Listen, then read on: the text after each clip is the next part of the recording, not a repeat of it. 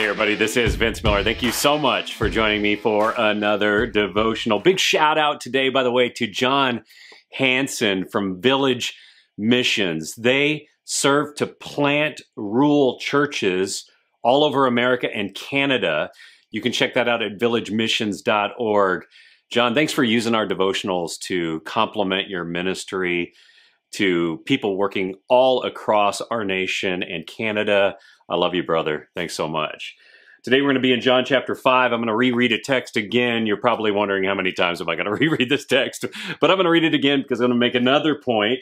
It reads in John 5 verses 2 down through 6. Now there was in Jerusalem by the sheep gate a pool in Aramaic called Bethesda, which has 5 roofed colonnades. In these lay a multitude of invalids, blind, lame, and paralyzed. One man was there who had been an invalid for 38 years. When Jesus saw him lying there and knew that he'd already been there a long time, he said to him, "Do you want to be healed?" The sick man answered, "Sir, I have no one to put me into the pool when the water is stirred up, and while I'm going down, another steps down before me." Jesus said to him, "Get up, take your bed, and walk." Now, guys, I think this is really important for us to understand, but many arguments against Christianity are based on so-called biblical contradictions. This is because the best way to attack the Christian faith is to disprove this book right here, the Bible. And one way skeptics will do this is by pointing out how the Bible doesn't match up with the historical record or archaeological evidence and findings. And one of those so-called contradictions is right here in this text, by the way. It's the existence of this pool called Bethesda. Now, for years, skeptics discredited this story and the miracle that happened here because there was no evidence that this pool ever existed. And this is important. It's very important because this story right here, this one in John chapter 5, the healing of this man will set in motion all the animosity and tension between devout Jews and Jesus that actually results in his crucifixion.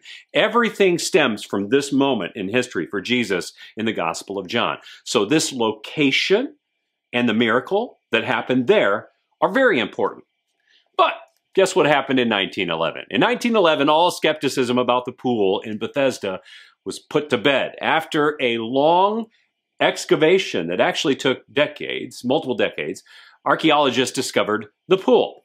There were actually 2 of them conjoined, an upper and a lower pool separated by a wall, giving us, guess what, 5 colonnades, or a 5-colonnade construction.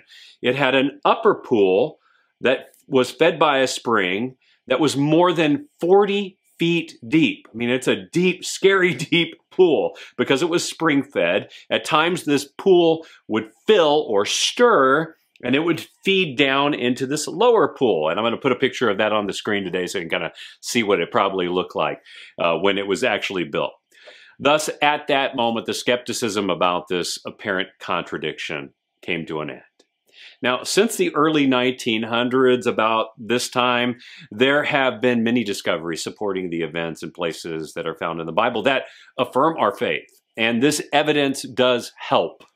But please remember, the most significant evidence you can ever have in any court of law is eyewitness evidence. And that's what John is giving us right here. Eyewitness evidence about Jesus and what he did. And these historical discoveries that we're talking about in 1911 only enhance that greater evidence. But remember, this never, ever absolves us from taking the needed step of faith, because regardless of how much evidence we ever find, faith is required for belief in Jesus. So keep looking for the evidence you need, but remember, no amount of evidence will ever absolve you from taking the step of faith. I love you guys. I pray this has blessed you. If it has, share it with someone else, and I'll see you right back here again tomorrow.